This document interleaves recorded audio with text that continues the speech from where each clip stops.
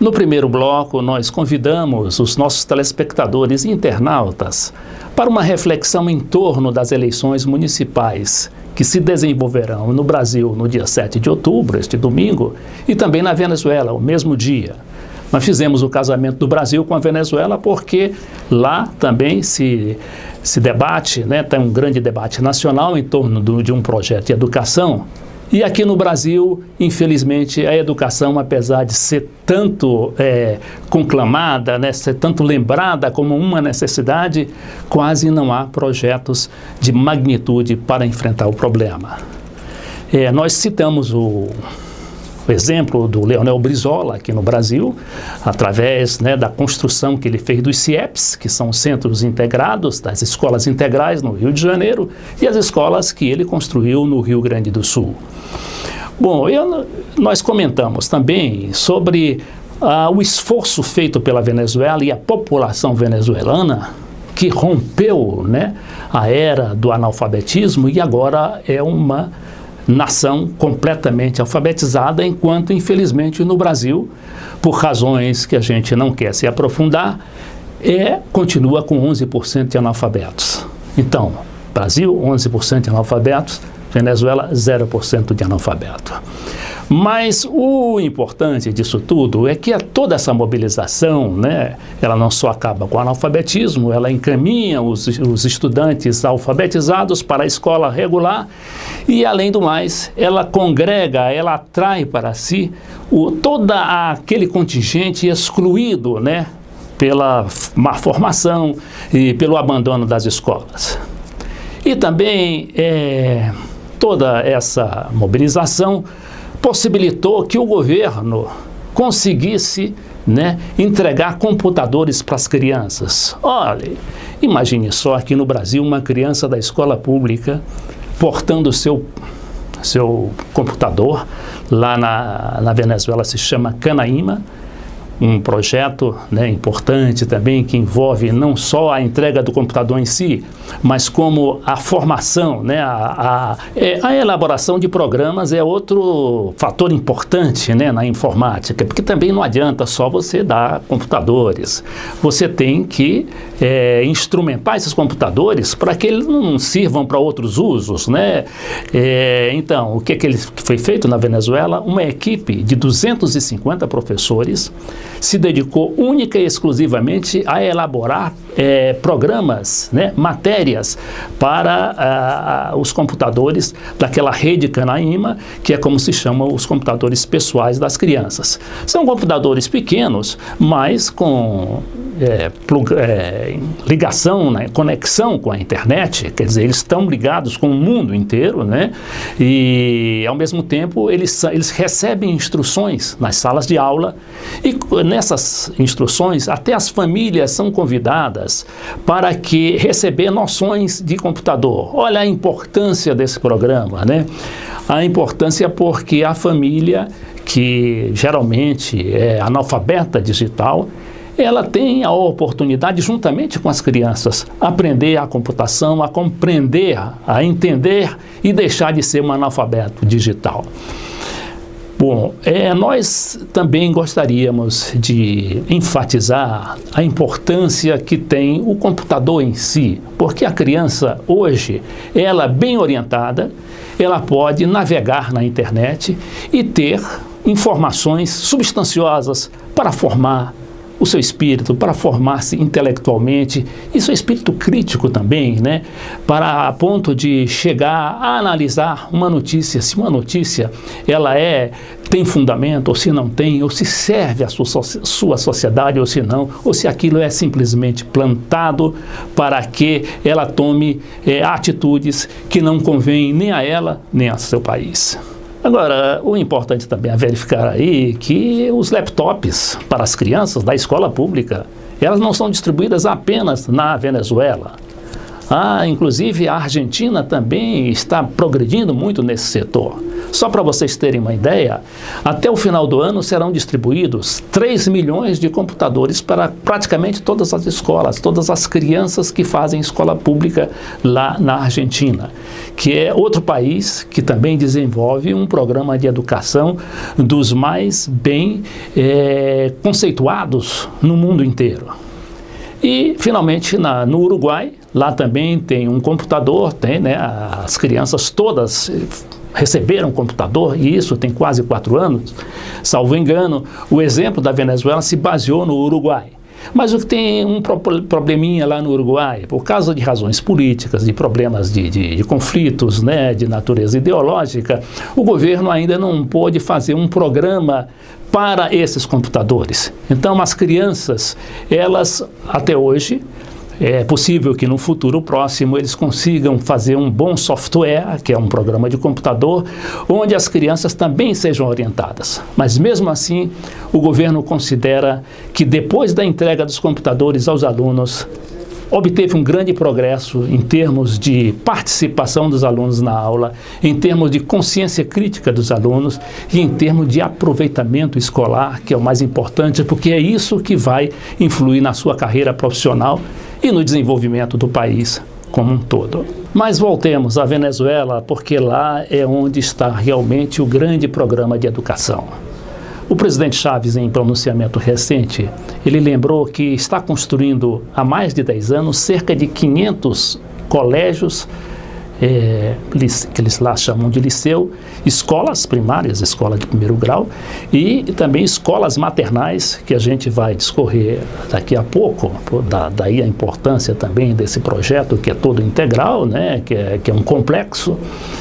Ele fez, então, a entrega de 500 escolas, grandes escolas, durante cada ano, praticamente, nos últimos 10 anos, Ele diz que só nessa escola integral, na escola de maternal, que é também creche, que vai da criança desde a barriga da mãe até os 6 anos de idade. Ele construiu 2.800 pequenos centros que chama Simoncitos. São pequenos em termos assim gerais, porque realmente são escolas, inclusive com área verde para as crianças brincarem e serem acompanhadas pelas mães também, já que também libera as mães para que elas vão trabalhar, elas se dediquem às outras atividades. Mas tem daí a importância também a assistência técnica e odontológica, que isso é uma coisa impensável até em países desenvolvidos, como os Estados Unidos. Você não consegue aqui no Brasil imaginar, num país como os Estados Unidos, eles não têm a menor condição, quer dizer, por ser um regime diferente, não tem a intervenção do Estado, a preocupação lá mais é em ganhar dinheiro, em fazer negócios. Então a educação é uma coisa custosa, uma coisa muito cara. O que acontece também no Chile, na Colômbia, no México e nesses países que permaneceram com aquele sistema de privatizações que a gente chama genericamente de neoliberalismo. Então o Chávez fez todas essas escolas, mas também com aquela preocupação de dar uma formação integral, dar uma assistência médica, uma assistência odontológica e até psicológica para os alunos, que não só crianças, mas também são adultos e são jovens. Mas eu queria me deter um pouquinho também naquelas escolas maternais e creches que se chamam Simoncito.